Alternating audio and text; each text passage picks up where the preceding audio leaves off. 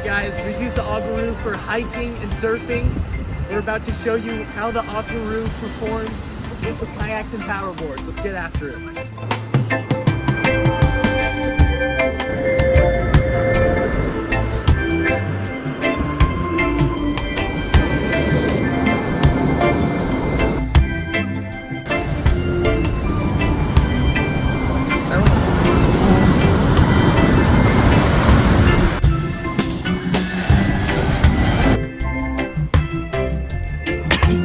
Alright guys, check out the kayaks and paddleboards.